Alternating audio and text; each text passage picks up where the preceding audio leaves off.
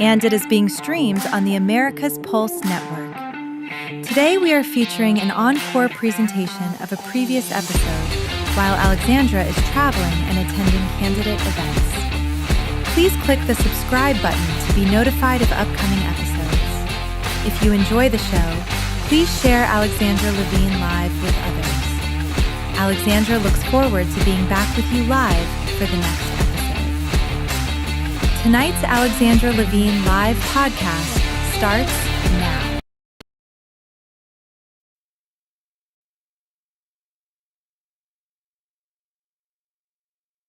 Alexandra Levine welcomes you to the Alexandra Levine Live Podcast. Today, we've got a packed show, from breaking news to informative topics that will keep you well informed. Tonight's Alexandra Levine Live Podcast starts now.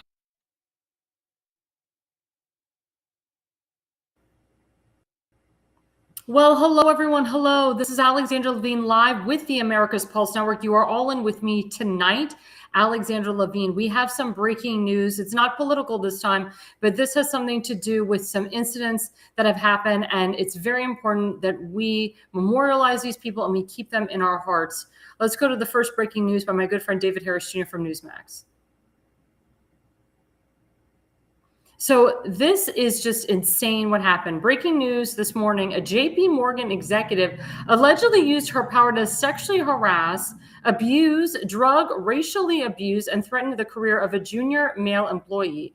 She's accused of turning the male broker into a, quote, sex slave.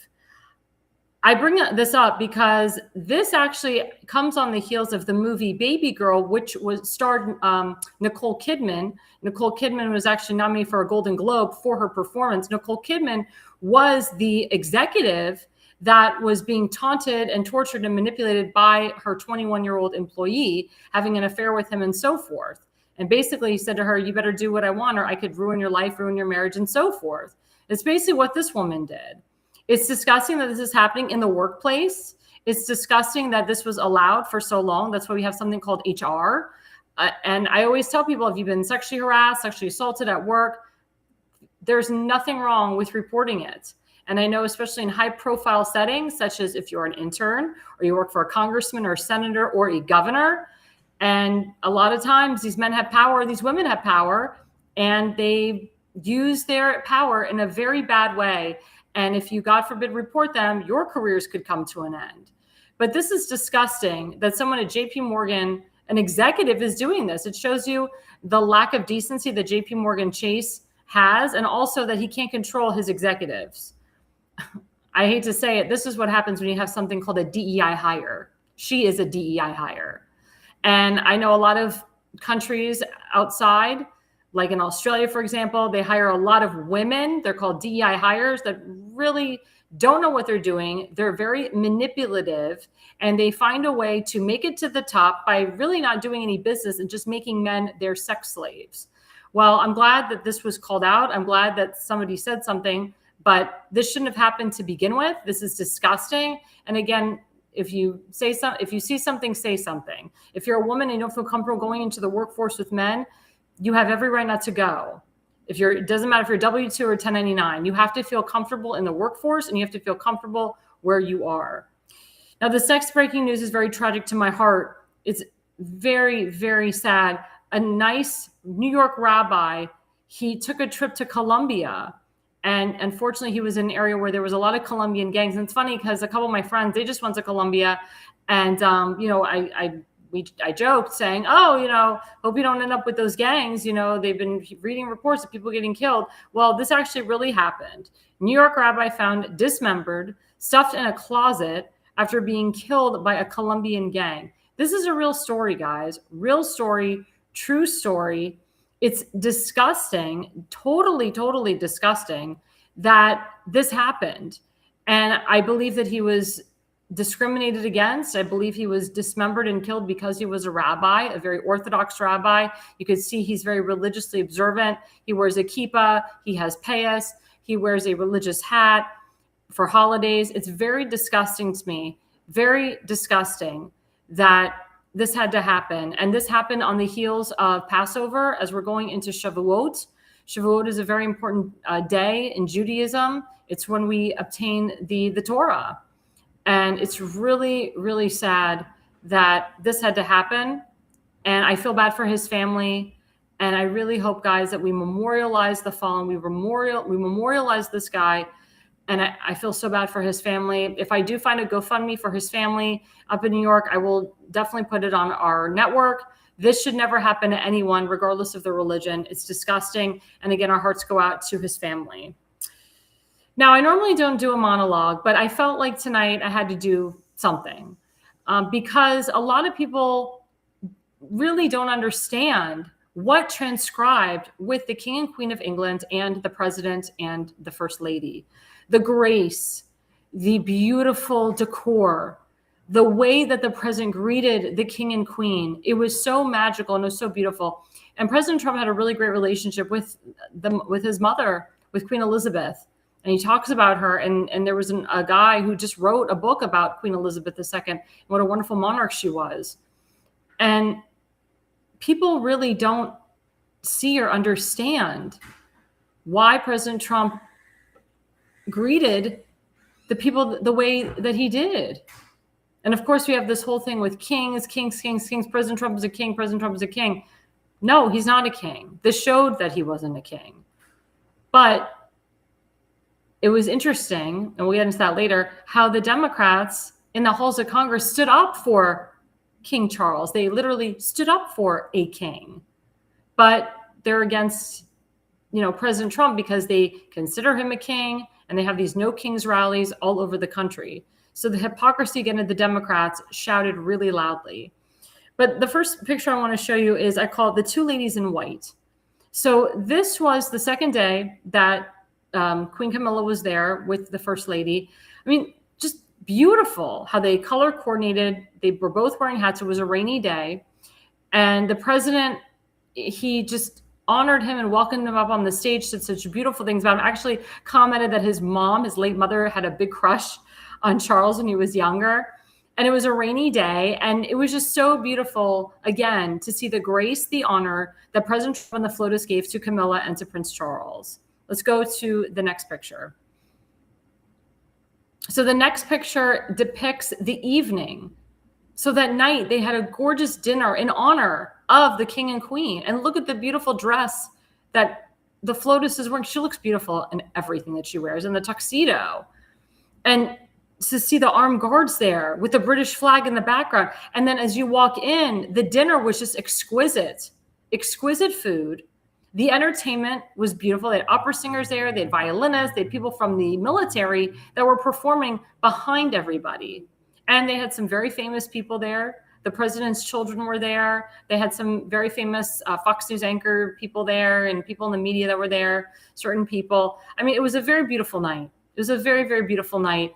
And Laura Ingraham even commented how she's never seen such a dinner in her life in the years that she's been reporting President Trump and so forth and other presidents.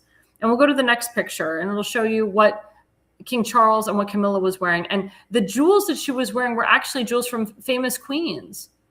As you know, when you become the queen, you inherit, they call it the queen's jewels. So she's either wearing Queen Elizabeth's jewels, Queen Victoria's jewels, Queen Anne's jewels, Queen Catherine's jewels, whatever Queen of England that they had, those are what they call the queen's jewels. And it was very beautiful for her to wear that, to show that off. A lot of people picked on her outfit a little bit. But you know what? I think she looks great and she looks happy, and that's what's important. Now, let's go to the next slide. This was really interesting. The Newsmax was reporting that because President Trump has Scottish lineage in his blood through his mother, that somehow he's King Charles's 15th cousin. So this guy, Anthony Macro, said, did you all hear? We don't have a king, but we have royal blood. Trump is 15th cousin to King Charles. Well, I can tell you, the story has been debunked. That was a speculation. Some people think that maybe President Trump is his 15th cousin. I disagree with that wholeheartedly. I asked a lot of people that are famous historians. I think they just want another news cycle. And then President Trump, he's so cute. He retruthed a picture of him and King Charles and said, the kings. So it was really, really cute. And he was kind of mocking the fact that, he could be a royalty. And there was a news anchor that asked him, President Trump, we heard you may be the 15th cousin to King Charles. Like, oh my God, that's great. He's like, I would love to go into Buckingham Palace. I've never been to Buckingham Palace. I'd love to live in Buckingham Palace. So, I mean, President Trump kind of played it off. It was very funny. But my question to my audience later is, do you believe in this? Do you think that President Trump is the 15th cousin of King Charles? Do you think that this was just an extra news story that the mainstream was trying to fill in? But it's very interesting that people, that were complaining that President Trump was a king or acting like a king, and now they're saying, well, he may have royal blood in him. So I find that very ironic and very interesting. And then this last slide.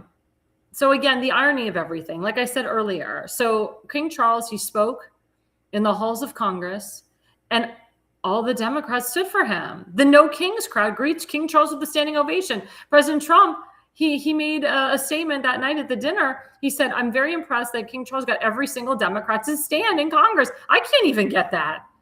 They all protest me. So these people like Ilhan Omar and Rashid Tlaib and Ayanna Pressley that were there all stood up for King Charles, didn't protest him. I guess they just love what he's doing over in England and the UK. Let me tell you something. The economy in the UK is not doing very well. The rise of anti-Semitism in the UK is atrocious. And if people didn't know, while King Charles and Queen Camilla were visiting, there was a huge terrorist attack in the UK on Jews. It hurt Jewish people. Some were even killed. The anti-Semitism has gotten really bad in the last several years in the UK. The Prime Minister of the UK, he does nothing to combat anti-Semitism. He works with Zelensky. He works with George Soros. They work hand in hand with the EU to make sure that they have tons and tons of money to import all these illegals. And a lot of them are illegal terrorists, illegal Muslims. A lot of them live in the UK. They're trying to help Mr. Zelensky. They want him to beat Vladimir Putin. I mean, the whole thing is just asinine, how the parliamentary system works in the UK. But what I'm scared about is that the country of Hungary, they just went through a whole election. And the new guy, one minute he sounds like a capitalist Republican, the next he sounds like a radical leftist. And he will be probably working with the EU, and he probably will be signing off to give Zelensky $90 billion, which is what we don't want. The guy claims that he will keep building the wall and making sure the immigration system is stricter than it was under Orban, but I don't know if I believe that, especially after he said he would arrest Netanyahu if he enters his country. The hatred against Jews has to stop. We're in what I told you. The holiday through Passover, now we are doing something called counting the Omer up into Shavuot, which is where we get the Torah, the 10 Commandments. Can we not just have peaceful holidays? Can we not just have a peaceful holiday? Again, people honored the king and queen. President Trump honored the king and queen. My question to the other European leaders, will they honor the FLOTUS and the POTUS the same way? Will they give President Trump the grandeur and the respect that President Trump has given them over the years? Will they do the same thing with President Trump and Melania that President Trump did with the king and queen? Because this was an exquisite visit, to the point where King Charles and Camilla came back today for a final goodbye before they left to go back to the UK. But they had a great few days. There was not one thing that they complained about. There was not one thing bad that happened. It was a great moment. A great moment coming off an amazing dinner, an amazing visit. So again, my question to the other European leaders, will you honor the president as well as he honored King Charles and Queen Camilla? Now we go into segment one. So segment one, let's start off with the first slide, please. So this is really important, guys. We're still dealing with if John Thune is going to push to pass the Save America Act. This is something that's so important to Americans right now. And as you know, current Americans are going through midterms. We're going through early voting in certain states. We're going through primaries. I want to make sure that this is passed before any major elections are happening. I mean, they're all major, But I'm talking about huge gubernatorial races out there, huge municipality races out there, congressional races out there. This is so important that each governor, like my governor, Ron DeSantis, steps it up and signs a bill to redistrict out these damn Democrats that have been there for years, that do not have the American people's best interest at heart. And my governor set the stage to overturn the horribleness of what happened in Virginia a couple weeks ago. But President Trump said, America's elections are rigged, stolen, and a laughingstock all over the world.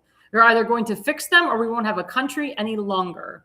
I'm asking all Republicans to fight for the following. Save America Act. Number 1, all voters must show photo ID identification. All voters must show proof of citizenship in order to vote. No mail-in ballots except for illness, disability, military, or travel. I 100% agree with that. 100% agree with that. All voters must show voter ID, some type of identification. It's very important. We have a bunch of liberal states that it's not a requirement. We're going to be interviewing someone in the next 10 minutes that can tell you all about that. Let's go to the next slide, please. So real Donald Trump, he got a huge victory this week. And it's so funny because he didn't know about it until someone in the Oval Office, a reporter, asked him a question about it. He's like, what are you talking about? Did we win? Is it good for Republicans? And actually the left-wing mainstream media and anchor woman said, yes, it was a win for Republicans. She didn't want to say it. I could tell I could feel in her body and her face, she was cringing to say it, but she actually admitted that the Republicans won something. So it didn't happen today, but it happened a couple of days ago. The 6-3 Supreme Court decision in the Callus case is a big one for equal protection under the law, as it returns the Voting Rights Act to its original intent, which was to protect against intentional racial discrimination. Thank you to brilliant Justice Samuel Alito for authoring this important and appropriate opinion. The fact that it had to be even authored to begin with is asinine. I thought we were over racial discrimination. I thought we were over discrimination, period. But apparently we're not. And there was something that was overturned recently in a state that said, only white people can live here. I mean, the fact that that was even put into law is disgusting. The fact that it took this long to overturn it is even more disgusting. Again, we shouldn't be having to deal with racial discrimination. And who started it? Barack Hussein Obama. Barack Hussein Obama started with the racial discrimination, the Islamophobia, the xenophobia. It came back under Biden, Kamala Harris, which was still Obama. And George Soros, of course, pushed the socialist narratives in. And we're all created equal, not in his image. No, that's not true. What George Soros' mission is to say everybody has to act the same, work the same, make the same living. Everybody has to have the same health care. That's socialism. The government tells you what to do. But here, the Supreme Court, they brought justice back to Lady Justice, I should say. And it's very important to note this decision because this was a big win for President Trump and for the Republicans. But the fact that the Supreme Court even had to make a decision on this is asinine, very asinine. And yeah, it's true. My friend Donald Willinger, when was World War XI? So that was a comment made by Congresswoman Ilhan Omar in January 2025, when President Trump, a couple days after he took office again, she says that President Trump's going to make our country turn into World War XI. World War II. World War XI, does she not know Roman numerals? Is she that stupid? And she's a congresswoman. World War XI. I mean, that's just like beyond stupid. I mean, the woman hates our country. But to screw up like that in front of the nation is embarrassing, and she should be embarrassed. She's disgusting. Let's put up the next slide. So the next slide is by Edward Cohn. And again, he talked about Florida. Democracy is booming in Florida. He's a Floridian. The House voted today, and a whopping 83 representatives voted for redistricting, as opposed to 28 stinking no votes. Yes, we can. The Florida House of Representatives passed a bill approving the state's new congressional redistricting map in the lower chamber. That was yesterday. The map unveiled by my governor, Ron DeSantis, could add 4 congressional seats for Republicans ahead of the 2026 midterms. The vote was 83-28 in the House. I applaud the Florida House of Representatives for doing this. I know there's been some divide. I know there's some rhinos in the Florida House, but I appreciate them doing this. I appreciate the governor working steadily and working fast to get this passed as well. I know he spoke with a lot of these House reps to get this passed, and it will go on my governor's desk and he will sign it. It's so important, guys. It's so important to get with your governor. And I know there's a lot of liberal governors out there, but start with the Republican governors. As you know, Indiana had a huge issue with the rhinos in the state legislature that would not pass a bill. Indiana really screwed it up. And that's why in Virginia, people voted no. But again, because of this happening, I really hope that it will override and overturn what was voted on in Virginia. Because the governor of Virginia is a piece of crap, and she met with the king and queen, and she talked about what her platform is, what she's been doing. She even talked about the legislation she passed, and he shook his head. He was not supportive of what she's doing to her state. And so many people are leaving Virginia. They're going to West Virginia. They're going to Florida. They're going to South Carolina. They're going down south because they've hashtag had enough. They've hashtag had enough of the BS. I really wish that more Republican governors, like my governor, Ron DeSantis, would do their due diligence and work on this new congressional redistricting map. And the funny thing is that the Democrats, they're all up in arms about it. Gavin Newsom is oh, we're going to do new redistricting. Governor Westmore, oh, we got to redistrict to make sure Andy Harris is not the Republican congressman anymore. Make it all 8 Democrats. It's so funny. The Democrats are known for gerrymandering, but when the Republicans try to do something right, they get schooled by the Democrats over it. It's disgusting. It's really sick. But this is a victory, guys, for the Republicans. And guess what? It's giving people hope now to go out and vote. And I'll talk about this later. We have so many seats now, so many elections, re-elections. I want those Republicans to go out and vote in these primary elections. I know they're in the heart of the summer. People go on vacation, they get lackadaisical, whatever. But the hardcore 3 to 4 star, 5-star Republicans that always vote in every primary re-election, do not feel disenfranchised. Do not feel discouraged. I don't care if you live in a red state or a blue state. Go out and vote. Exercise your right to vote, because if you don't vote, it gives the Democrats more power. If you don't vote, we get more of these radical crazies in there. All these special elections are happening, and all these radical crazies are getting in. It's disgusting. Our country is going to be turning into a terrorist country with all these terrorists that are becoming congressmen and senators, or trying to become congressmen and senators. Don't allow that to happen. Take back your country. You have the will to vote. I can tell you on a personal note, they have something called the Baltimore Jewish Council, owned by the Associated. They claim on their flyer, candidate forum, May 13th at such and such a place at such and such a time, that we invited all candidates to come speak. And then they list the specific districts. It's Baltimore County Council districts, 2, 3, and 4, Baltimore state districts, and they're 11, 14, and 17. Doesn't say about Baltimore County Executive, says Baltimore County Sheriff, even though he's being primaried out. And there's another position in there too.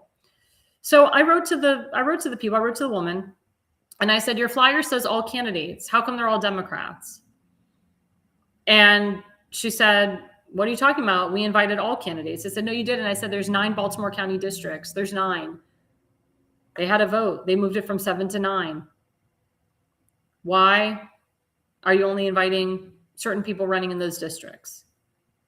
I said, there's no Republicans. You did not invite even people running for Baltimore County Executive. Now, Baltimore County Executive, there's 3 Democrats that are part of the Baltimore County Council that are running for Baltimore County Executive, but there's 2 Republicans and an independent that is also running for Baltimore County Executive, but she didn't invite them. So then, after I caught her in the lie, she writes me back, she says, well, we're only focused on the districts that have a majority of Jews. I said, well, what about Baltimore County Executive? And she said, we did reach out to all the candidates. We reached out to them several months ago. Well, I contacted the independent and one of the Republicans that was running for Baltimore County Executive. They confirmed with me that they had not been contacted, emailed to come to this forum. Now, this forum is supposed to be open to the public, and it's for constituents, voters, to meet who their next county executive is, county council, and so forth. But they limited it to just a Democrat forum. This is a partisan forum, not bipartisan. This is a partisan forum. And I guess they centered it only on Jewish Democrats. Now, let me tell you something. I'm a Jew, and I worked my butt off to get Jews to hashtag leave the Democrat Party. And this was before October 7th. But I also educated my Jewish Democrat friends to see the light between these Democrats and the Republicans. And I told them, don't vote for a party, vote who represents you. That's why a lot of Jewish Democrats voted for Trump in the 2016, 2020, and especially the 2024 election. Now, I know we're in a primary, but there's a lot of Jewish Republicans in the Baltimore area, especially in Pikesville and Owings Mills and Reisterstown and Towson. I know a lot of them. They would like to hear from all of the candidates.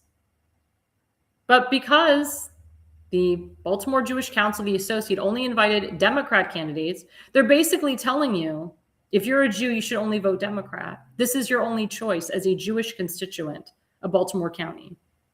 And there's a lot of Jews in Baltimore County. So for them to say, well, we only focus on the areas that are Jewish, no, they didn't. They did not. I know that for a fact. Because somebody who's running for Baltimore County executive, they control the whole county. So I guess they're just assuming that a Democrat is going to take power again. It's disgusting to me that you have these partisan groups, and they're supposed to be 501c3s, nonprofit.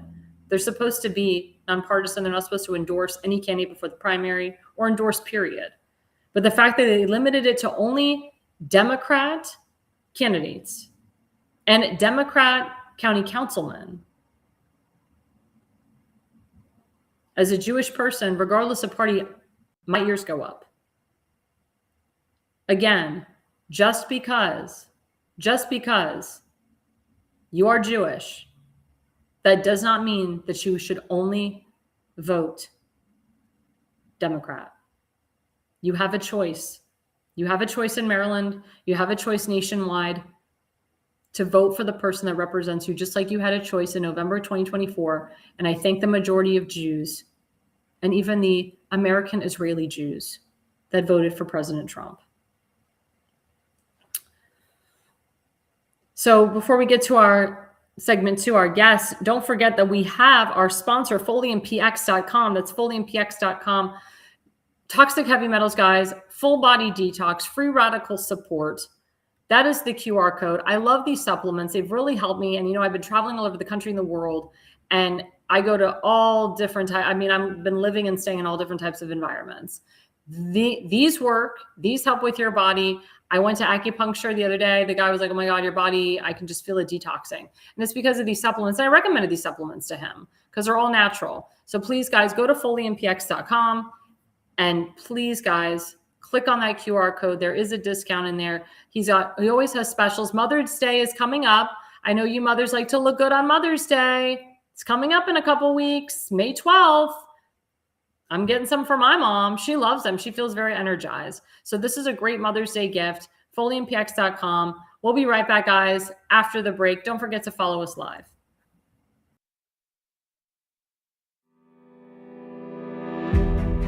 Hi, I'm Alexandra Levine. I'm a professional opera singer, actress, TV, and radio personality.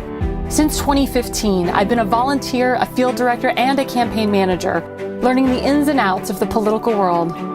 That's why I became a political consultant. My job is to lead you to victory with organization, structure, and the mindset of winning for your district or state. With my guidance and direction, I can keep you focused on the things that matter to the people and advise you on key issues that need to be addressed. If you're a serious candidate that is serious about winning, then book a consultation with me today. Go to levineconsulting.co. You'll be happy you did.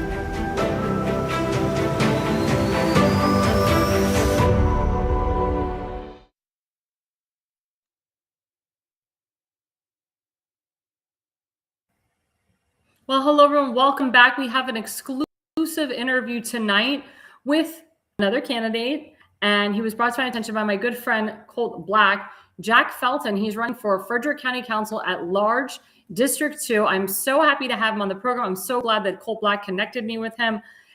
That is his website. That's his QR code, and we're going to put him up right now. Hello. Hi, how are you? Thanks for being with us tonight. Of course. Thank you. Awesome. So let's get into it. So, Mr. Felton, you are becoming or trying to become a county councilman from District 2 at large. And what I read before is you actually switched from county council to at large. Tell the public or tell my platform, why did you switch and what made you run for county council to begin with?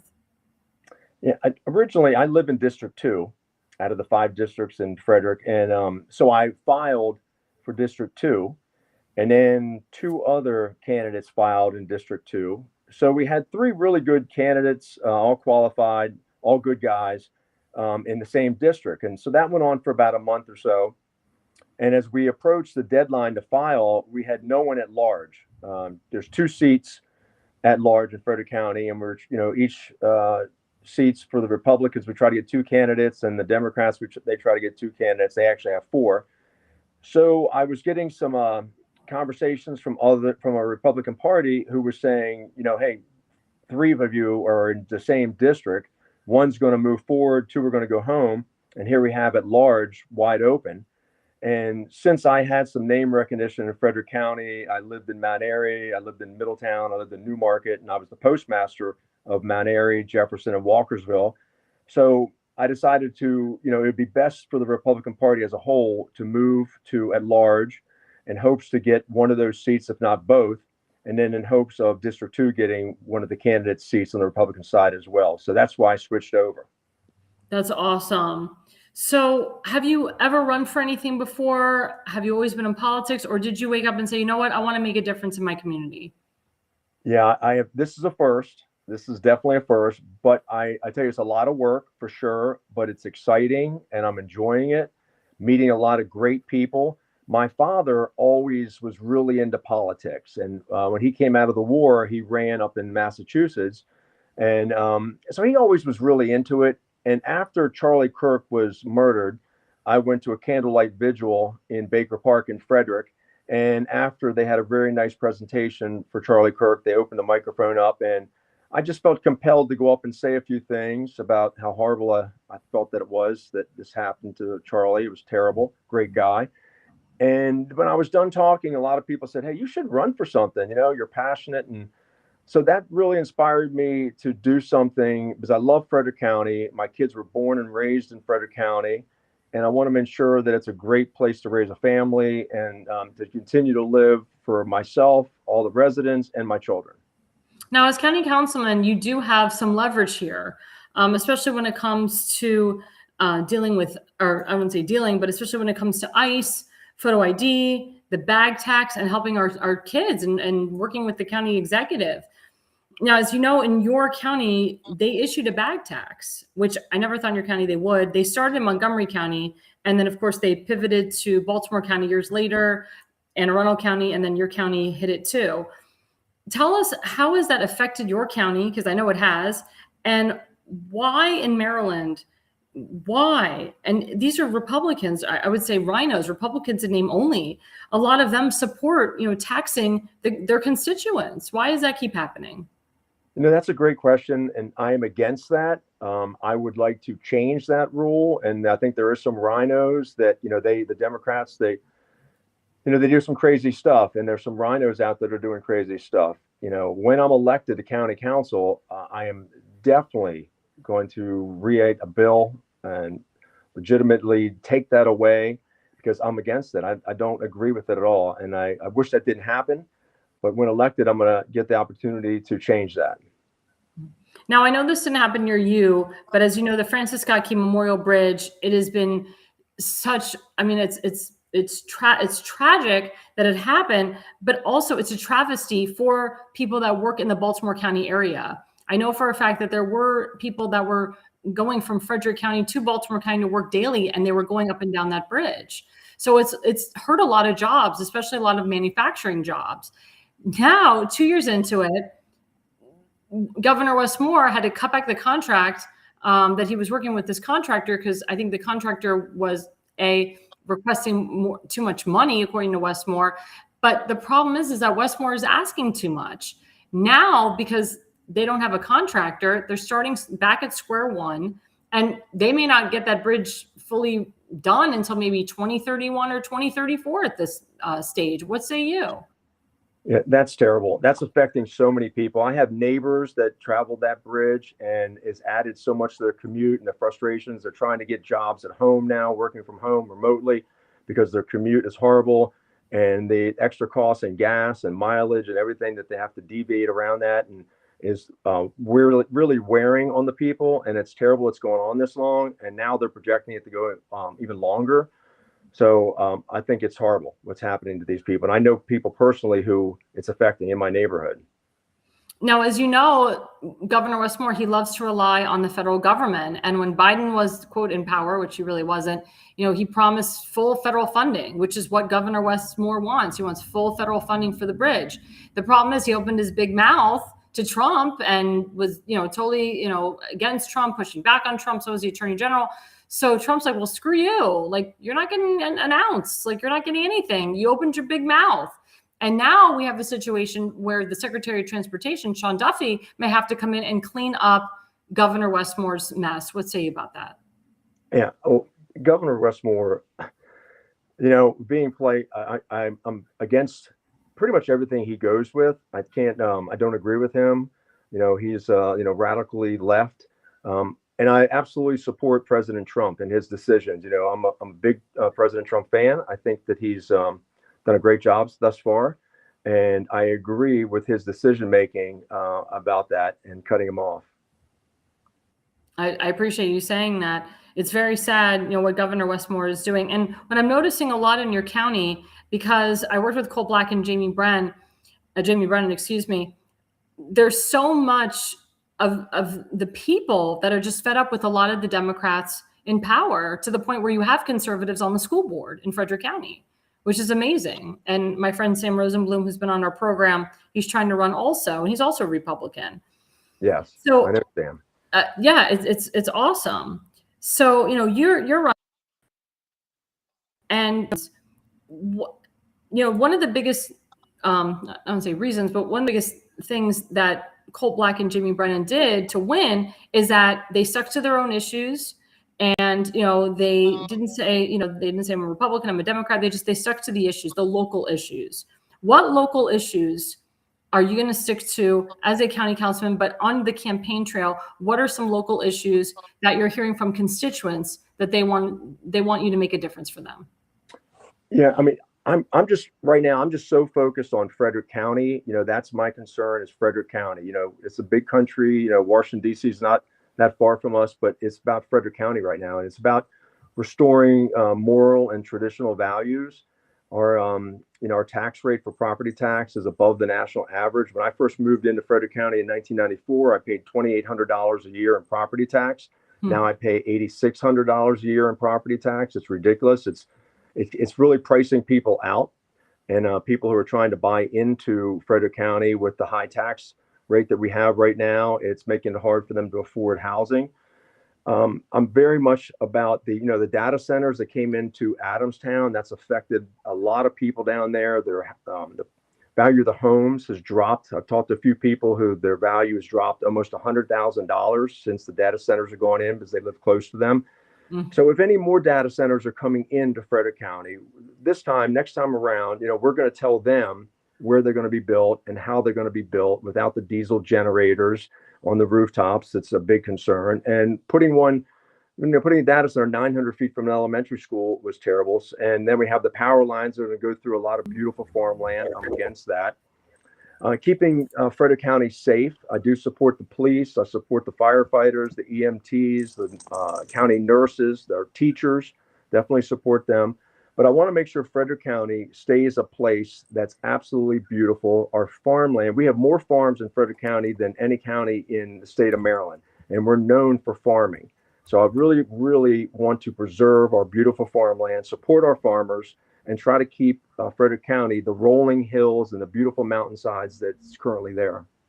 I appreciate that because, President Trump is really big about the farms and the farmers, and so are local people that live in your county as well. As you know, there has been a lot of exposure that the Chinese were owning American farmland, which is just insane. And that was I under Joe know. Biden and that administration. That was totally, completely insane. It's insane. It's insane. I can't stand it. Yeah. So one of the biggest things in your county, and this was actually when I say the auto pen was in power, had to do with ICE. And, as you know, ICE they're fabulous. They protect the citizens. But of course, you have Democrats that, want to call them modern day Gestapo, and they try to push back on ICE. As you know, you have a great sheriff, Sheriff Jenkins, who's a personal friend of mine. He's running for sheriff again, and he completely supports ICE. He's worked with Thomas Holman. As county council, what dent can you put in to the people and, to say, hey, we're going to work with ICE, and it is what it is. We need protection here. And the fact that, anybody, regardless of party, would push back on them is just completely asinine. What say you about that? It's really crazy because what ICE is doing is when someone commits a crime and they're found to be illegal, they came into this country, they broke a law, they came into this country illegally, and then they come in and they break, they commit a crime, they get arrested, and then ICE then steps in, and then they can go through the process of getting them out of this country. So the thought that people are against, number one, people coming in or agree with people coming in the country illegally, and then they're okay with them committing a crime and us not getting them out of the country is ridiculous. It's absolutely ridiculous. And ICE is not walking down the street, going up to people and asking them for their citizenship. It's after they commit a crime. They came into this country illegally. They committed a crime. They broke the law. They got arrested. And during the processing of their arrest, it was determined that they're here illegally. So the the sheriff then turns them over to ICE, and then ICE does what they need to do with them. But the thought that that's wrong and that's bad is ridiculous. I support ICE. I don't, of course, I don't want ICE going down and going up to people, which they're not. They're only stepping in after they commit a crime. So I support that. I think it's great. I think if they come into this country and commit a crime and they're here illegally, they should go through the ICE process of they determine what needs to be happening to them, maybe deported or whatever the situation is. But I support ICE doing their job. Well, I find it very funny and hypocritical that, the Democrats are bitching that ICE agents wear masks, but yet they were bitching at us to, wear the damn mask, for as long as we did in Maryland. I mean, I was in Maryland during the COVID situation. It was just awful. I mean, your county took forever to reopen. Montgomery County was the second to last county to reopen. So I find that very asinine that the Democrats are bitching that ICE agents want to protect their faces, but they mandated all of us to, quote, protect our face, even though we didn't need to at that time. Well, yeah, and it's ridiculous, too, because there's so much hatred on the Democratic side towards ICE. I don't blame them because, then they're going home to their families and their wives and maybe little children and trying to have some home life. And then they have to worry about somebody going by and maybe vandalizing their home or, God forbid, even or something worse. So I don't blame them. They got to go home after they do their great job every day, and they have to go home to a family, and they want to ensure their family is safe. So I don't blame them for doing that at all. One thing I want to ask you about is, as a county councilman, you can try to fund the reduction or even minimize these No Kings rallies or these pro-Palestinian, pro-Hamas rallies that happen in your county. I know in Frederick County and obviously all over Maryland, they have them a lot. They pop up. And yes, you're expressing your freedom of speech, but sometimes it does turn into hate speech. And some of these signs are very hateful. How as a county councilman, what can we do to minimize or reduce, all that action that can potentially hurt an innocent civilian? Yeah, I would support a bill or law that held someone accountable for posting a sign that is threatening to people or threatening to someone in an official position or verbally threatening them. And I think that's wrong. There's of course, freedom of speech is what this country is based on, and that's great. But then there's a limit, though. There's a point where it's not freedom of speech. It becomes threatening. And I would support, holding those people accountable, even in the legal process for doing something like that. I would 100%, but this is a great country. We're lucky that we are born in this country, or that you came into this country legally, like my grandfather did from Sicily, from Italy, legally through Ellis Island. And I think it's crazy that people have so much hatred to this great country, and they continue to live here. And you have to ask yourself why. Why do you hate it so much? Why do you talk so poorly about it? But you wake up here every morning and continue to live here because it's the best place in the world. And they just want to complain about things instead of appreciating how blessed we are. I agree with you. One last question. This kind of doesn't have to do with your running, but the question of, President Trump almost being assassinated for the third time. And why is this happening? And he was in D.C. It should have been completely secure. Secret Service should have had that whole area secured. That hotel should have been secure. Why? Well, we know why this is happening. But for anyone to have the audacity to take a train from L.A. to Chicago down to D.C., why he had all these guns on him, stayed in a hotel, had all these guns on him. And again, it could happen to any one of us. You were in Frederick Park. We have rallies there all the time. It's just asinine to me that this is happening in our country and that we have to worry. What were your thoughts when you heard that the president almost got shot the third time? And it wouldn't have been just the president, it would have been the first lady, the vice president, everybody, pretty much. And everyone in the media, there were some pretty big names. There's 2,000 people there on Saturday night at the Washington Hilton. Does this give you flashbacks of Ronald Reagan? I want to know your perspective on that. Yeah, I think, unfortunately, there's so much going on the radical left side, and people are doing things and wanting things and are expecting things just because they want it their way. And even though they're in the minority, they go against the majority. They want to say that they're allowed to they're a man, but they want to use a ladies' bathroom and participate in sports with women. And it's unfortunate that we've allowed that to happen, that we've agreed to that. That's unfortunate. And President Trump has a lot of hatred towards him, unfortunately. There's a lot of people that do not like him and hate him and want to do harm to him and kill him.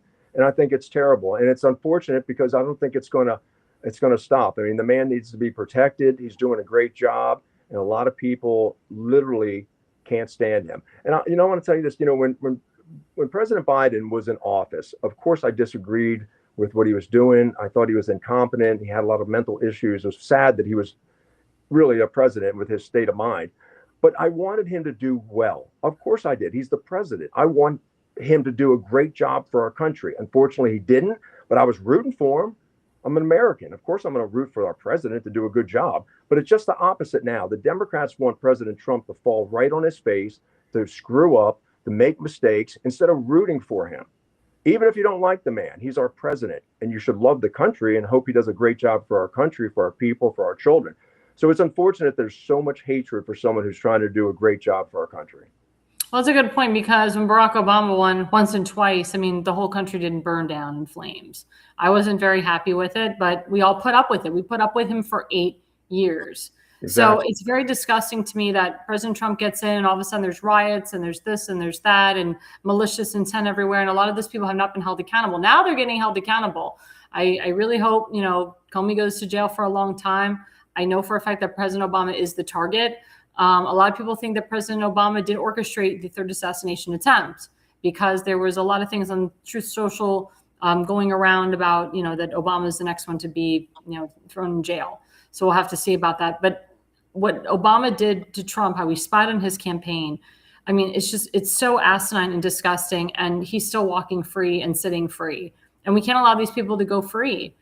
If President Trump did not win the presidency, he'd probably be in jail today, which is disgusting for something he did not do, for 34 BS. It was one conviction that was rewritten 34 times. It's such BS convictions. We all know this. It's crazy. So yeah, it's crazy. The things that President Trump and his family have had to endure. And that's why it was interesting. He almost got shot and his family almost got shot. And then the King and Queen of England came and the president threw this beautiful dinner and just beautiful arrangement for the King and Queen after all of that. And that just shows you the power of the man. That just shows you the strength of the man, the wonder of the man, the amazement of the man. And nobody should wish ill of the president and his family. We should all be praying for the president and his family. And I thank you so much for coming on our program. Tell my viewers how we can follow you, how we can donate to you, when is your election, and so forth. Okay, the election is June 23rd. So when you go to vote on June 23rd, you're going to be able to vote in your district. And then you're also going to get the opportunity to vote at large. That's where you're going to see my name at large, because I cover the entire county. That's June 23rd. You can go to my website. It's Felton for Council. And there's also a QR code there that you could please donate if you would like to.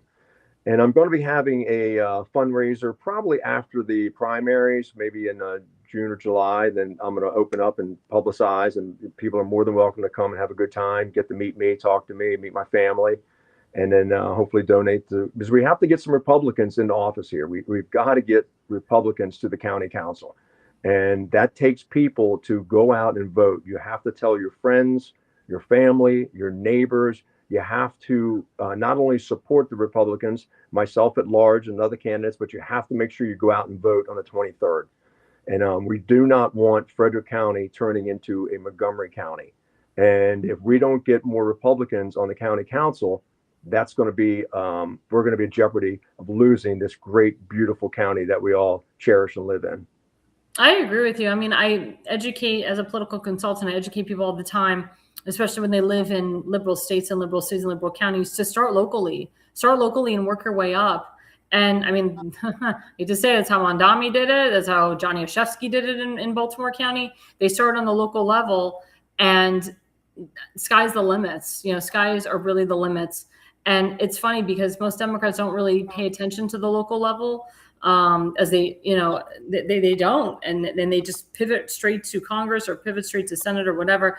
But I really feel that there should be more inspiration for Republicans to run on the local level in a Democratic state and Democratic district, because they do have a higher percentage chance of making a difference and getting in that seat. And we've seen that a lot. Exactly. Yep, I agree. Well, thanks so much. We really appreciate you having on. We'd love to have you on again. Of course. Just let me know. It's a pleasure, and I'm happy to come back whenever you like to have me. Thank you so much, Jack. Yes, ma'am. Thank you. Thank you. And before we leave for this segment, don't forget we have our second sponsor, rncstore.com/ALL. That's rncstore.com/ALL. Type in ALL in capital letters. You get 10% off. Richardson Nutritional Center, great supplements also to help cure cancer, to help with detoxing as well. As you know, I'm into all natural products. If you're pregnant or expecting, this is great for you. If you have cancer, if you're going through cancer, if you just finished cancer, if you have osteoporosis, if you have early signs of dementia or Alzheimer's, this is very good for people basically of all ages and ailments. So please, guys, go to rncstore.com/ALL. Type in ALL. If you don't type it in, you don't get the discount. Of course, the more you spend, the more you get. We'll be right back. Don't forget, guys, we are live now on Rumble, on Truth Social, on TikTok, on YouTube, on X, on Spotify, on Substack, on Facebook. We're on like 15 different networks. I just want to say thanks to people that have been commenting on this show throughout this half hour or this hour. Thank you guys so much. I really appreciate it. And I know there's a lot of people that are watching that are not commenting. I appreciate that as well. And we are being seen nationwide and worldwide. So thanks, guys. Stick with us. We have a great segment coming up next, and we will be right back after the break. America's Pulse Network. The mainstream media is bought and paid for. The truth is twisted to fit their agenda. But America is waking up. Because podcasts are the future for trusted media. Welcome to the America's Pulse Network. It is a network built by patriots that upholds the Constitution. But America's Pulse Network stands for God, truth, and the America First movement. There is no corporate propaganda, no government spin, just real news, real talk, and real voices fighting for faith, freedom, and the future of this great nation with common sense. Here are some of America's Pulse Network podcasts. Alexandra Levine Live, hosted by Alexandra Levine. Jersey Shore Podcast, hosted by Damon Galdo. The Conservative Corner, hosted by Seth Eisenberg. the New Jersey State House Watch, hosted by Jack Brangan and Constance Detzel. APN's The Pulse is moderated by either Alexandra, Damon, Elena, or Seth. Also tune into America's Pulse Network on the following social media platforms: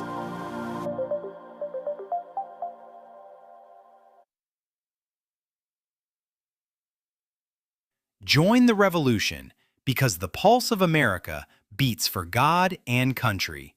America's Pulse Network is for faith, family, freedom, and truth.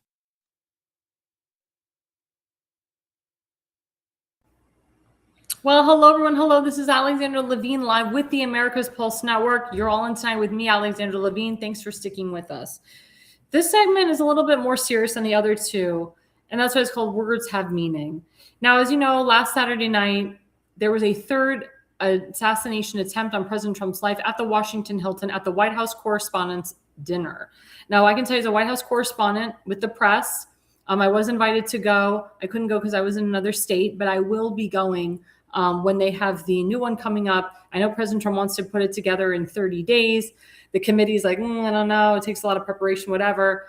But we will keep you informed when the new one will be presented. And of course, I made the point that the ballroom that President Trump is creating in the White House, which has been stonewalled and stopped because of a stupid liberal judge because she didn't like the way it looked. She was walking her dog at the time when she said it. Because of her, people's lives were on the line. You have to think of the people that were there. The FLOTUS was there. The POTUS was there. J.D. Vance was there. I think his wife was there. Caroline Levitt, who's about to pop, she's very pregnant, was there. Erica Kirk was there. Stephen Miller and his very pregnant wife was there. And a lot of the Trump cabinet members were there, like Pete Hegseth and his wife, Secretary of State Marco Rubio and his wife were there. I'm trying to think who else. Why am I blanking? Pete. Oh, Dan Scavino Jr. And his wife was there. I don't know if Susan Wiles was there. She probably was there. I had it all written down. I forgot, but I'm looking at their face. I'm blanking on the name. But there was a lot of Linda McMahon was there. She's the Department of Education. She was there. A lot of heads were there. Secretary of Interior was there. They're all coming back now. It was a huge plethora. Oh, Sean Duffy was there with his wife. Huge plethora of big name people that work for Trump that were there at that dinner. There was about 2,000 people there. And of course, 90% of them are Democrats. They work for the mainstream media. These are people that have blatantly told lies and reported unfairly about President Trump for almost 10 years now. But at that moment, when shots were heard, and they pulled the president out right away, and they pulled the vice president out right away, and people were crawling and then backstage, and people were crawling underneath their tables. That was actually a come-together moment for the country. And then President Trump, he wanted to come back. Secret Service took him in his motorcade, and he kept saying, the show will go on, I will be back. But Secret Service had to clear him. Law enforcement had to clear him, make sure it was good to go. And they said, President Trump, they're like, it's going to take hours for us to make sure that the room and the area is clear. And as a result, he didn't go back, but he did a press conference at 10 p.m. with as many press as he could get down there. But it was a come together moment. And President Trump actually allowed Caitlin Collins of CNN to ask a few questions, and some people of the mainstream media that have shitted on him for years to ask questions. But my question to you is, to the mainstream media, now that you see what it's like, a day in the life of President Trump, how people want to kill him because of the rhetoric that you've spewed out for years, because the things that you have called him, a racist, a homophobe, Islamophobe, a pedophile, don't you think that your rhetoric is the reason why these people go nuts and go crazy and want to take a train from LA to Chicago to DC with a bunch of guns in their hands? A teacher from LA out of nowhere. Do you think that the mainstream media would maybe back off? Maybe not crap on President Trump? Maybe dial it down? Dial the rhetoric down? And it's funny because, of course, Congressman Jamie Raskin, Democrat, Jewish a-hole of Maryland, he gets on the mainstream media on Sunday, and the anchorwoman, Dana Bash, or CNN, said, don't you think your rhetoric is like, the reason why these things are happening to President Trump? Don't you think you need to dial down? And he plays dumb. He's like, what rhetoric? What are you talking about? What rhetoric? And then President Trump, the kindness of his heart, decided to take a last-minute interview with Norah O'Donnell, who everybody used to like back in the day. They called her Blue Eyes. She had the audacity to read parts of the guy's manifesto, which could stem another attack, which could cause another crazy and incite violence. And President Trump looks at her like, you're an idiot. Why would you do that? Why would you read the guy's manifesto? Why would you reiterate the things that he thinks of me? So then she plays dumb and she's like, was he referring to you? Of course he was referring to President Trump. They admitted that President Trump and his administration were targets, and high people in the cabinet were targets. My question is, how the hell did that guy just have time to load up his gun and run past Secret Service as fast as he could? And Secret Service, they draw their guns very quickly, but they shot and they missed him. They did like 7 shots and they missed the guy. There was a ton of Secret Service. I mean, you see it in the video. How could you miss the guy? There's such lack of training with the United States Secret Service. I blame the former director for this. Sean Kernan just got in there and he's trying to fix them, trying to make it better. But it's not enough. And these women that work in Secret Service, they're awful. They don't even know how to put a gun in a holster. These were the same women that tried to protect Trump during Butler. They had no clue. No clue.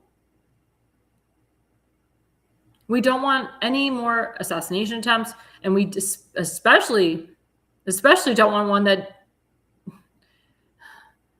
causes President Trump to not be with us anymore. And it was interesting, when he was talking about his parents, how they were married for 63 years.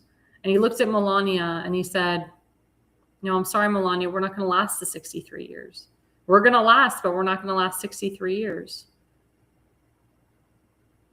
And I started to get emotional at that moment because President Trump is almost 80. I hope that he has many, many more years to live. He has 20 to 30 years left to live. But he's not stupid, and he knows that he could die at any minute. He knows that he's not going to be married to his wife for 63 years. But he also said something great on that podium. He says, I have to live. I have to live for this country. I was put on this earth to do something. And the reason the left is coming after me is because I'm doing something. And I believe that he has been touched by an angel. I believe that God watches him all the time. I believe that God will decide when he shall live and he shall die. I believe in that meme picture where people freaked out, where they claimed he looked like Jesus Christ. I believe he looked like Moses in that picture. And nobody knows where the body of Moses is. He ascended up. God took him up. And Moses was a very, very old man when he died. And he had a very special relationship with God. And I believe that President Trump has a special relationship not only with God, but with the people of this country, with everyday Americans. That's why he has to live. That's why I know he will live. He'll live all of us. So these Democrats that want to get rid of him, the more they try, the more it doesn't work. Thank God that gunman didn't end up in the ballroom. That's all I can say. But as I talked about before, there was one person that was there, Erica Kirk. We all know that the poor girl has suffered so much, and she had to relive the moment in her head of a gunman trying to either shoot her, shoot the president. As you know, her husband was killed by a radical. He's on trial right now. But she has to relive that moment every single day. And she goes home to no one. She goes home alone. She's a widow at 37 years old with 2 young kids that really don't know their father. And there was a live video showing her crying, and she cries and says, I just want to go home. And she got on yesterday on the Charlie Kirk show, And she talked about how she felt in that moment. And she was great because she told the American people what they needed to hear. She called out the Democrats. She called out Candace Owens, to the point now that her Secret Service is actually suing Candace Owens for defamation. Candace Owens has consistently slandered Erica Kirk since the murder of her husband. She even said that Erica Kirk had something to do with her husband's death, which is disgusting, for clicks and likes. We all know that Candace Owens and Charlie Kirk did have a relationship for a while, and then she went off to Britain, cheated on Charlie Kirk with the guy that she's married to now, who's a big lib.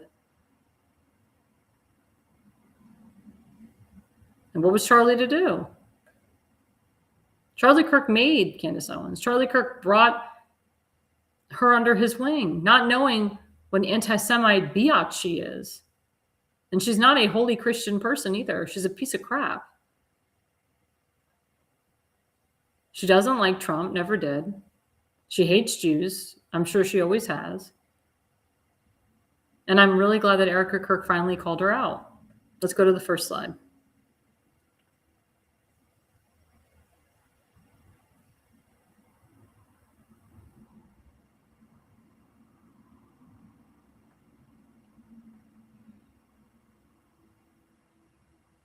I see I'm slightly delayed with the first slide. The first slide actually talks about Erica Kirk. There it is. So Erica Kirk, she said this verbatim: "Every morning I wake up to another headline lying about me. I have comedians dressing up in whiteface. I have people saying I'm not fit to be CEO. And I have Candace Owens claiming that I murdered my husband." And that's true. I mean, the poor woman has suffered enough. Leave her alone. They're saying she should be taking care of her children. She shouldn't be doing this. This is too much for her. It's too emotional for her. They're just jealous. These people are jealous. And she could close up Turning Point USA right now. She's the CEO. If she doesn't want to lead it, she doesn't have to lead. She can close the whole thing down. But she is choosing to lead it because that was her husband's wishes. And she's fulfilling the rest of her husband's dream. And she has everything in print, what he wants to do with the future of Turning Point. I'm so sick and tired of people attacking this woman. She's a beautiful blonde-haired woman. She had a beautiful life before her husband died. You think this woman is a happy woman? You think she goes home and she's smiling? No, she's miserable. She's still in mourning. She grieves every day. But going on his show, being the CEO, keeps her moving. Being a mother keeps her moving. But she's a broken woman. And nobody cares about that.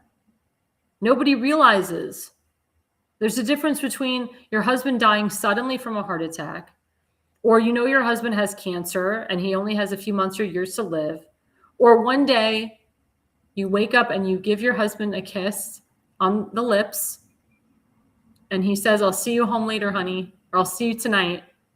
And then you watch on the TV that your husband was just murdered, or he died in a plane crash or a car crash. And he was perfectly healthy. And he was young with many more years to live. Nobody thinks about that. Nobody puts themselves in her shoes. God forbid that happens to any one of you.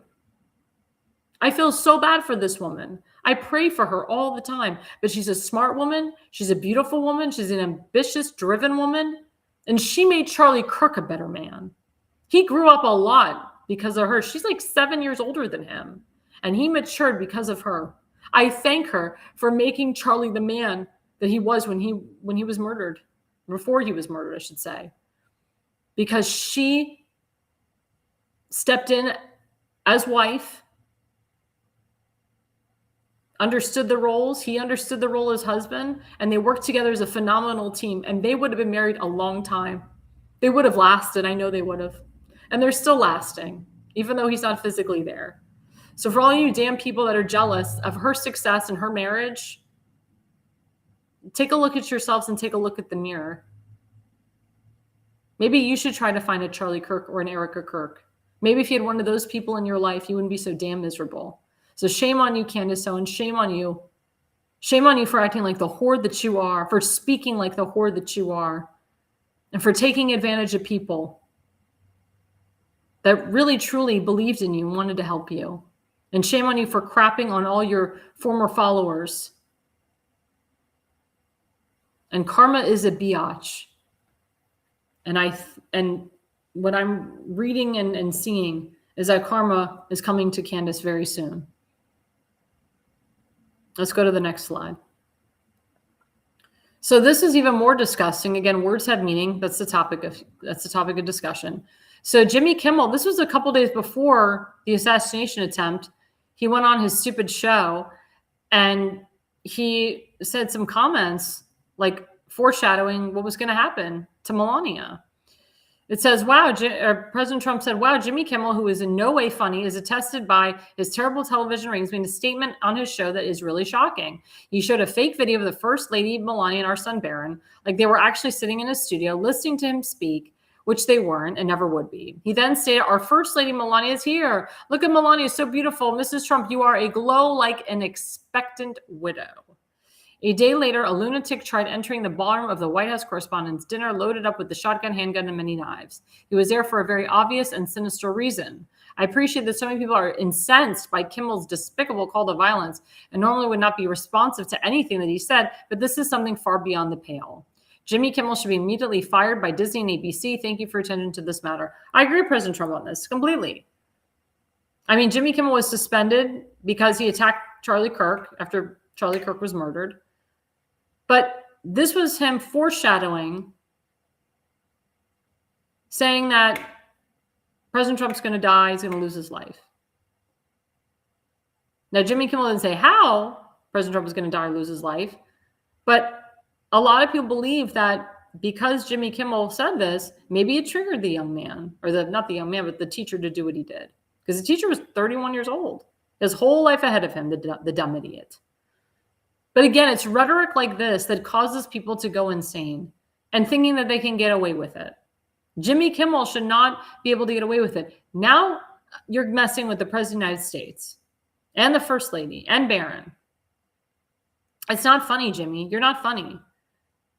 And I know that the First Lady is working on a huge major lawsuit if he doesn't get fired. They will sue Disney and ABC. They will sue Jimmy Kimmel. They'll do whatever they can to get this guy off the air. He shouldn't have a job. And there's actually a funny image meme going around of Melania handcuffing Jimmy Kimmel. That is hilarious and hysterical. But you know what? I would pay a lot of money to see Melania Trump handcuff that a-hole. He wouldn't be laughing. He wouldn't be smiling as much. His jokes in the jail cell are not going to help him with the guy that's going to be beating his butt up next to him. It's disgusting and despicable. And everyone's like, well, it's his freedom of speech. But again, words have meaning. Just like there's a distinction between freedom of speech and hate speech. When you constantly call someone a pedophile, a rapist, an adulterer, a sexist, a misogynist, a chauvinist, an Islamophobe, a xenophobe, someone who hates women, people start to believe the lie over and over and over again. And then you get crazies. Now, the teacher isn't really cooperating when it comes to, was anybody else involved? I believe that somebody else was involved. I believe it was probably the doings of George Soros and Obama, which I hope that it gets proven, because I believe that Obama's hands are all over this.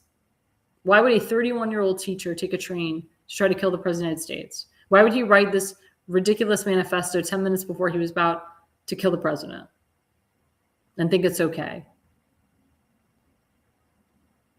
Why would anybody try to kill the president? Are they that stupid to ruin their life? To end up in jail for the rest of their life? Death row, death penalty, and so forth? To rot in a jail cell? Was it really worth it? It's not worth it. Like Jack said, Even though you may not like the guy, he's still your president and you still have to respect him. Now, he's not a king. We don't bow down to him, but he is our commander in chief and we must respect him. Just like we must respect the first lady and J.D. Vance and his wife and so forth. I'm so disgusted at how the mainstream media has gone way too far and how Jimmy Kimmel was allowed to say the things that he is saying and he still has a job. My question to my audience, what do you think? What do you think about all this? And then at the press conference, Melania Trump gave a face to the media, a face of strength, a face of knowing, a face of longing, of yearning, a face of, I know you people are the ones that are responsible for this, a face of power. A face of a woman that could have died the night of her birthday, because her birthday was the next day, April 26th. The face of a woman who is of class and poise. A face of a woman who has endured so much for 10 years that she will continue to wear those power suits and those power outfits. She will continue to look gorgeous, to have her hair freshly done, fresh makeup. And she will continue to give you that face of power, her game face, until the day she dies, which I hope won't be anytime soon. She knows what the mainstream media has done to her husband and her family for years. She could feel in the room what we the people have been thinking and feeling. That's why I admire this woman. I look up to this woman. I respect this woman. And everybody should too, as well as the commander in chief. And he's doing such great things for this country, but we don't see them or hear them because of the mainstream media throwing other crap in our faces and trying to distract us. I really hope when the history books are written and people look back on President Trump and the FLOTUS, that they honor them and that they say, you know what, he was one of the best presidents of our time.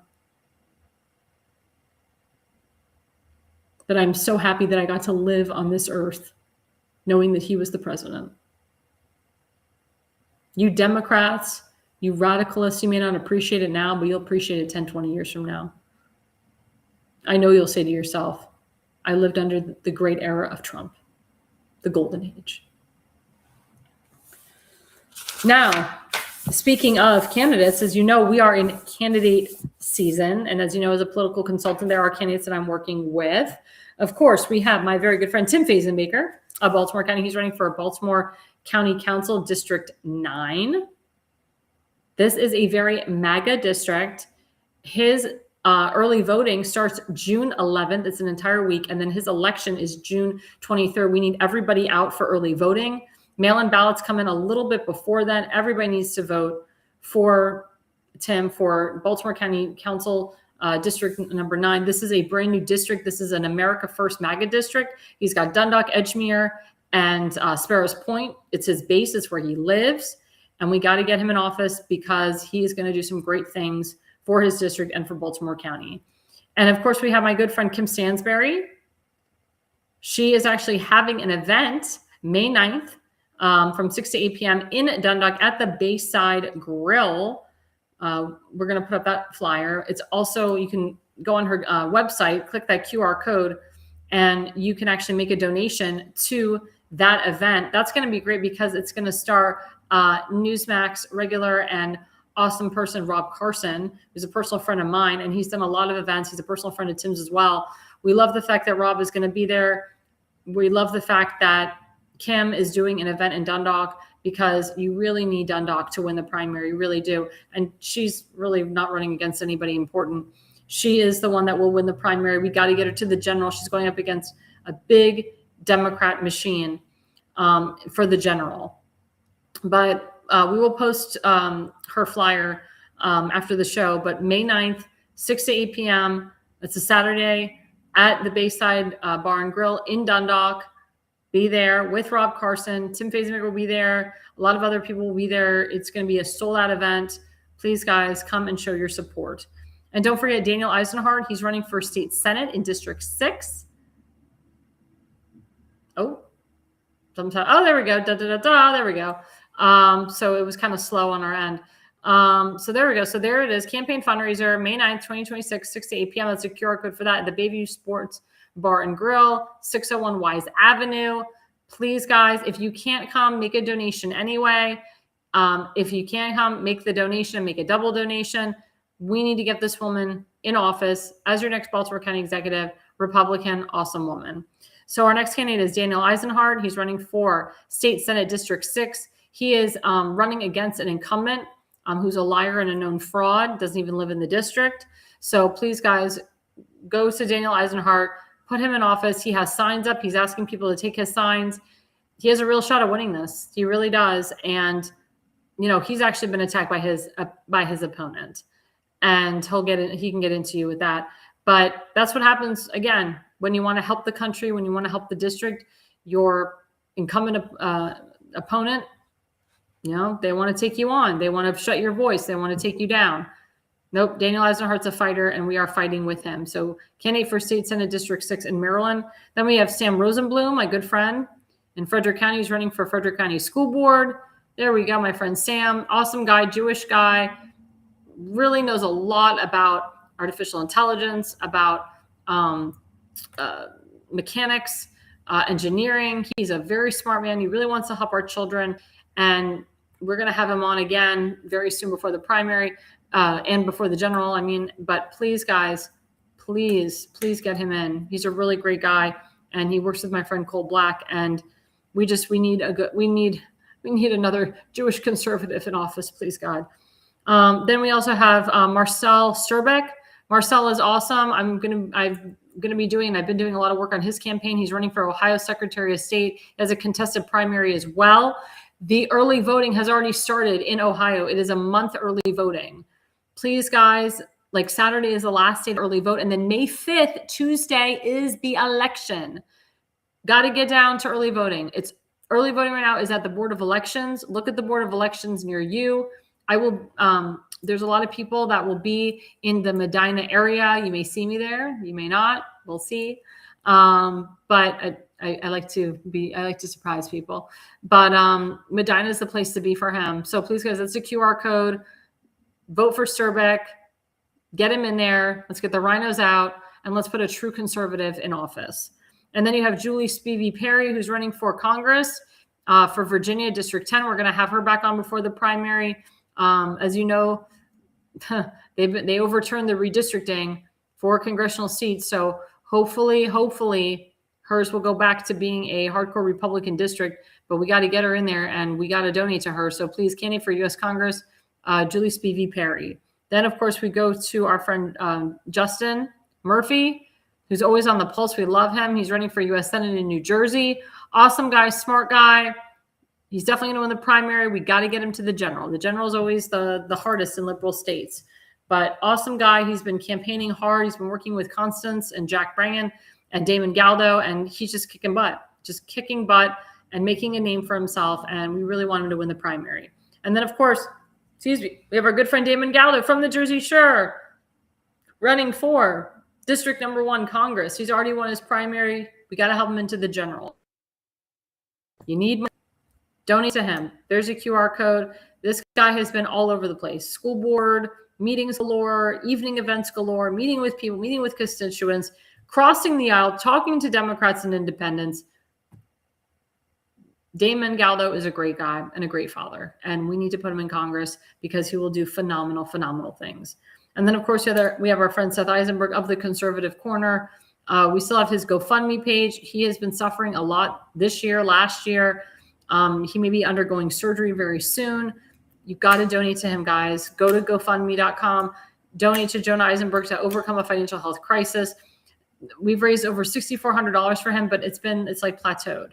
So we need to continue to pump the dough into him. He's a veteran. He's a father. And we really need to help him out. And he's been suffering a lot this last year. And we need to get back to our veterans. We really need to get back to our veterans. And of course, guys, don't forget, we always have The Pulse every Wednesday night from 8 to 9 p.m. We are so sorry we didn't have The Pulse last night, but we will, when we have it. You never know who's going to be the host. So stick with us. And of course, we let you know in advance if we're doing a repeated show or not. As you know, we have a new show, the New Jersey State House with Jack Bringen and Constance Ditzel. They're they're 2 Tuesdays of the month, sometimes even 3 Tuesdays of the month. So they're usually the 2nd and the 4th Tuesday of the month. So if you don't see me on a Tuesday, it's because they're on. And their show is really great, and it's getting a lot of buzz, and it's picking up so well. And they have such great viewership on that show. I watched that show. It's a really great show, very informative. Constance and Jack are very intelligent people. They're also always on the pulse with us too. But please, guys, you've got to follow them, like and subscribe to their show, and watch them 2 Tuesdays of the month, the 2nd and the 4th Tuesday, and possibly the 3rd Tuesday of the month as well. Of course, we still have Damon Gelder of the Jersey Shore every Monday night from 8 to 9 p.m. Awesome show, as you know, awesome content. He's got awesome guests on there. He shows a lot of videos. Great show, great content. And of course, there's always me, Alexandra Levine. You can follow me, Alexandra Levine, on Facebook at Alexandra Levine 20 on X, and A.L.L Levine 85 on Rumble, on True Social, on Parler, on TikTok. I'm very accessible. Thank you guys for watching. Again, I really appreciate the people that have been commenting throughout the show. Again, we are live. You can actually go on our website, americaspulsenetwork.com, and watch us live. Thanks, guys, so much. Thank you for watching. And the reason you listen and the reason you watch is you are no idiot. Welcome to America's Pulse Network. This is APN's very own White House correspondent, Alexandra Levine. This is so amazing and miraculous. We've never had a president in the history of our nation doing this. And we hope to God that he continues doing this forever and ever. Thank you. God bless you, everybody. And God bless President Trump. And God bless you. Hello, everyone. This is Alexandra Levine with the America's Pulse Network. I am the White House correspondent right here in the heart of D.C. as President Trump is celebrating 250 years of America and the military. Subscribe and follow America's Pulse Network on the above social medias.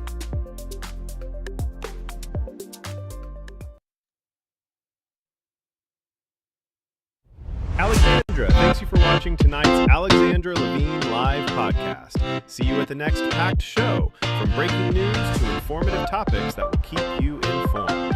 So please click the subscribe button to get notified for upcoming episodes. If you like what the Alexandra talks about, then share the Alexandra Levine live podcast with others. Alexandra also looks forward to seeing you on the next upcoming episode.